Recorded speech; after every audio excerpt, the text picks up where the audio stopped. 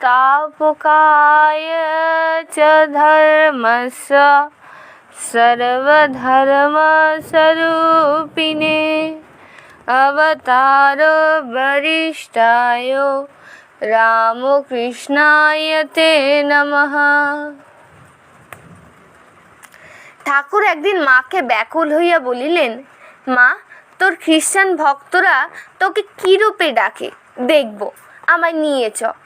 কিছুদিন পরে কলিকাতায় গিয়া এক গির্জার দ্বারদেশে দাঁড়াইয়া উপাসনা দেখিয়াছিলেন। ঠাকুর ফিরিয়া আসিয়া ভক্তদের বলিলেন, আমি খাজাঞ্চির ভয় ভিতরে গিয়া বসি নাই। ভাবিলাম কি জানি যদি কালীঘরে ঢুকতে না দেয়। ঠাকুরের অনেক স্ত্রীলোক ভক্ত আছেন।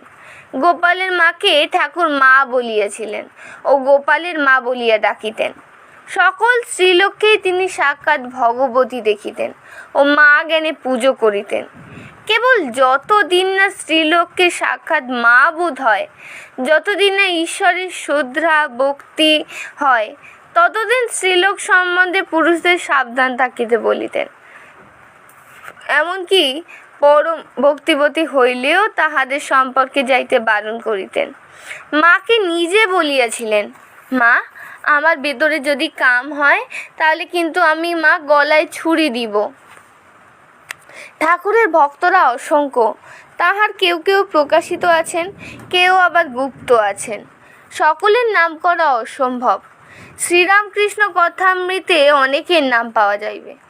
বাল্যকালে অনেকে শ্রীরামকৃষ্ণ, পতু, তুলসী, শান্তি, শশী, বিপিন, হীরালাল, নগেন্দ্র মিত্র, উপেন্দ্র, সুরেন্দ্র, সুরেন ইত্যাদি ও ছোট ছোট অনেক মেয়েরা ঠাকুরকে দেখিয়াছিলেন। এক্ষণে তাহারও ঠাকুরের সেবক।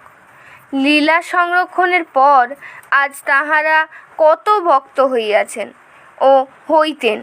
মাদ্রাস, লাক্ষাদ্বীপ, উত্তর পশ্চিম, রাজপুতানা, কুমায়ুন, নেপাল, বোম্বাই, পাঞ্জাব, জাপান, আবার আমেরিকা, ইংল্যান্ড সর্বস্থানে ভক্ত পরিবার ছড়াইয়া পড়িয়াছে ও উত্তরোত্তর বাড়িতেছে।